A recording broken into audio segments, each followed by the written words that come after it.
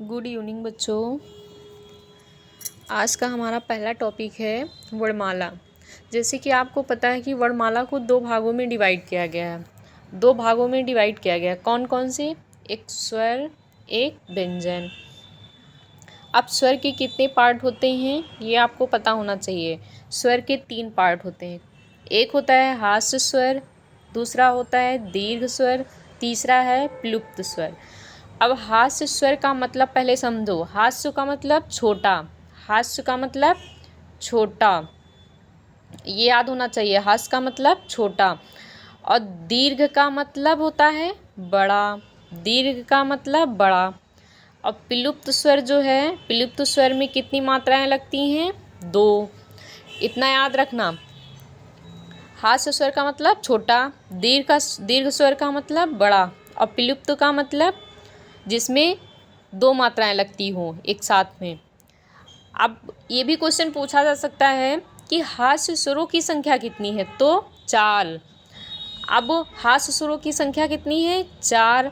हास्य का मतलब हमने छोटा बताया, तो छोटा का मतलब जैसे छोटा, छोटी, छोटाऊ, री, इतना पता होना चाहिए। छोटा, छोटी, छोटाऊ, री, ये क्या है? हमारे हास्य स्वर है। हास्य का मतलब छोटा, छोटा से याद रखना कि छोटा, छोटी, छोटाऊ होता है।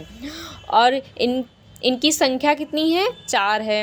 अब बात करते हैं दीर्घ स्वर। तो दीर्घ का मतलब बड़ा, बड़ा का मतलब समझ जाना कि बड़ा, बड़ी, बड़ाऊ, ए, आए, ओ, आओ, ये हमारे क्या है? दीर्घ स्वर हैं। और इनकी संख्या कितनी है? 7 है।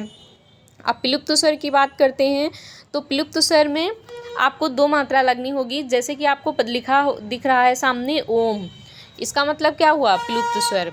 अब हम बात करते हैं इस व्यंजन की। हमारे स्वर की बात हो गई, बात करते हैं हम व्यंजन की। व्यंजन में कौन कौन से स्वर आते हैं ये भी याद पहले देखो। एक होता है स्पर्श व्यंजन, दूसरा होता है अंतस्थ व्यंजन, तीसरा है ऊष्म व्यंजन, चौथा है आगत व्यंजन, पांचवा है संयुक्त व्यंजन। अब स्पर्श व्यंजन कौन कौन से होते हैं? जो का वर्ग से लेके जो माँ तक हैं, यानी का से लेके जो माँ तक हैं वो हमारे स्पर्श व्यंजन कहलाते हैं। और इसमें जो ढा और डड़ा अड़ा यानी ढा ढा जो है ये हमारे क्या हैं? द्विगुण व्यंजन हैं।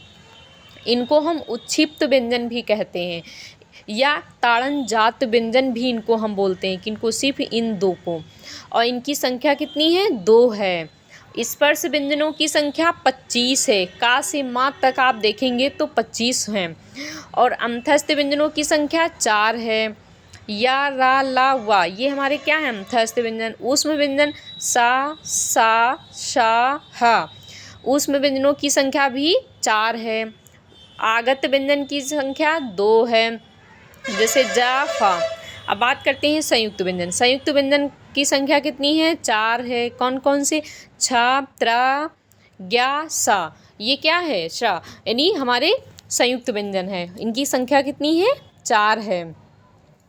जैसे आपको पता होना चाहिए कि छा किन वर्णों से मिलकर बना। तो आधा का धन सा मिलकर हमारा छा बना है, और आधा ता धन रा मिलकर हमारा त्रा बना है, आधा जा धन इया मिलकर हमारा ज्ञा बना है, और आधा सा धन रा मिलकर हमारा श्रा बना है। अब हम यहाँ तक तो बात समझ में आ गई होगी आप सभी लोगों को। अब बात करते हैं मूल स्वरों की संख्या। जो मूल स्वरों की संख्या कितनी है? 4 है। जैसे हमने ऊपर बताया था हास्य स्वरों की संख्या 4 है। छोटा, छोटी, छोटाउरी, उसी को हम मूल स्वर भी कहते हैं। अगर हास्य स्वर की संख्या पूछे तब भी 4 लगाना, अगर मूल स्वर पूछता है तब भी 4 लगाना। अगर कहे कि मूल स्वर कौन कौन से हैं तो छोटा, छोटी, छोटाऊ, री। अगर पूछे हास्य स्वर कौन कौन से हैं तो छोटा, छोटी, छोटाऊ, री। ये क्या है? हमारे मूल स्वर हैं। कंफ्यूज होने की ज़रूरत नहीं है। अगर हास्य पूछेगा तब भी वही होगा, मूल पूछेगा तब भी वही होगा। अगर पूछता है कि कुल वर्णों की संख्या कितनी है तो 52 यानी 52 होता है। अब बात करते हैं यहाँ पे वर्णमाला की डिफिनेशन, यानी ये जो हमारी वर्णमाला लिखा है इसकी डिफिनेशन यहाँ पर दिया गया है कि वर्णों के व्यवस्थित समूह को वर्णमाला कहते हैं। क्या कहते हैं? वर्णों के व्यवस्थित समूह को वर्णमाला कहते हैं। अब वर्ड को क्या कहते हैं? भाषा की सबसे छोटी इकाई को ध्वनि, यानी बात करते हैं वर्ड, यानी जो लिखा है भाषा की सबसे छोटी इकाई को वर्ड ध्वनि कहते हैं।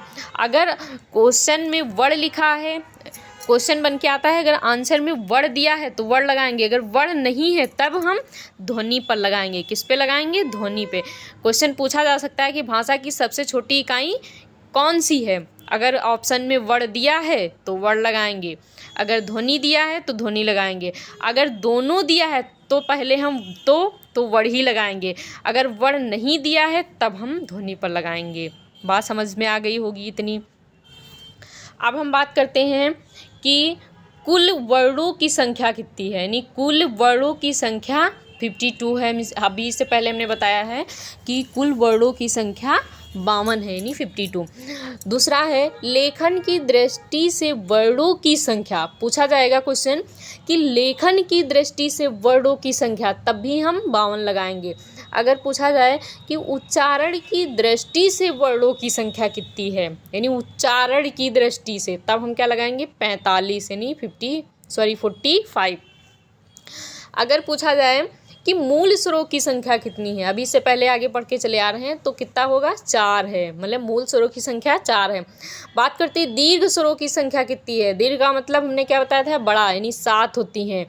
ठीक है, तो दीर्घ स्वरों की संख्या कितनी है? 7। बात करते हैं मूल दीर्घ स्वरों की संख्या, तो 3। अगर मूल दीर्घ स्वर पूछे तब 3 लगाना है। कौन कौन से? छोटा, छोटी, छोटऊ, बस यही 3 छोटे हैं। मूल का मतलब हास्य भी होता है, तो ये हमारा क्या है? छोटा है ना। अब संयुक्त स्वरों की, अगला है संयुक्त स्वरों की संख्या 4। संयुक्त स्वर आपको पता है, यार अलावा सॉरी से छात्रा क्या होगा। ठीक है, ये क्या है? हमारे संयुक्त स्वर। और स्वरों की संख्या पूछे तो 11 लगाना है। लेखन के आधार पर स्वरों की संख्या कितनी है, तब 13 लगाना है। पूछेगा कि लेखन के आधार पर स्वरों की संख्या 13 है, कंफ्यूज होने की ज़रूरत नहीं है। अगर पूछे कि परंपरागत के अनुसार स्वरों की संख्या, तब 13 लगाना है।